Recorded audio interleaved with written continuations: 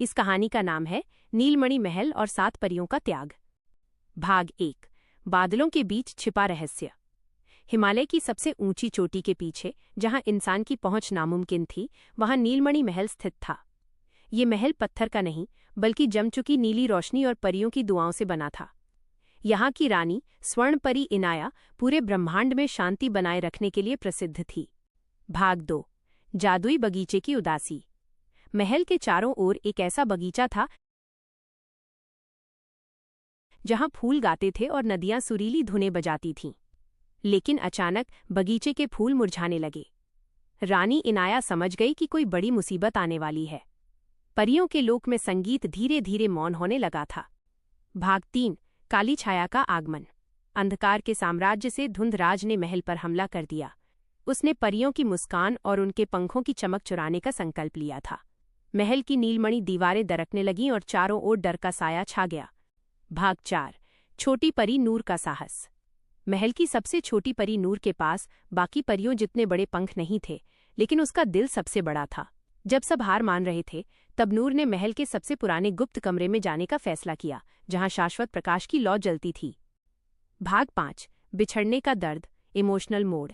धुंधराज को रोकने के लिए 7 बड़ी परियों को अपनी जादुई शक्तियों का बलिदान देना पड़ा। वे पत्थर की मूर्तियां बन गईं ताकि महल का दरवाजा सुरक्षित रहे। यह दृश्य इतना भावुक था कि महल की दीवारों से भी आंसू बहने लगे। भाग 6। जंगल का इम्तिहान। नूर को शाश्वत प्रकाश को बचाने के लिए महल से बाहर निकलकर अनंत वन में जाना पड़ा। वहां उसे डरावने सायों और मायावी आवाजों ने डराया, लेकिन उसे अपनी सहेलियों का वो बलिदान याद था जिसने उसे टूटने नहीं दिया। भाग 7। अटूट विश्वास की शक्ति। जंगल के बीच उसे एक बूढ़ा पेड़ मिला, जिसने उसे बताया कि असली जादू पंखों में नहीं बल्कि इरादे में होता है। नूर ने बिना डरे अपनी प्रार्थना शुरू की।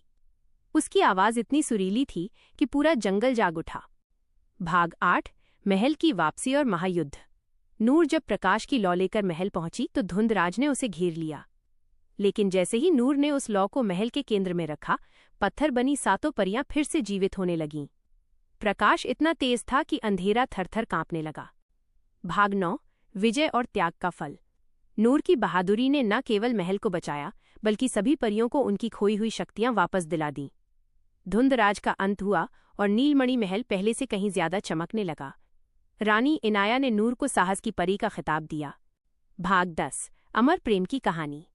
आज भी कहा जाता है कि जब पहाड़ों पर ठंडी हवा चलती है तो नीलमणि महल की परियों की सुरीली आवाज सुनाई देती है। ये कहानी हमें सिखाती है कि चाहे अंधेरा कितना भी गहरा क्यों न हो, साहस का एक छोटा सा दिया सब कुछ बदल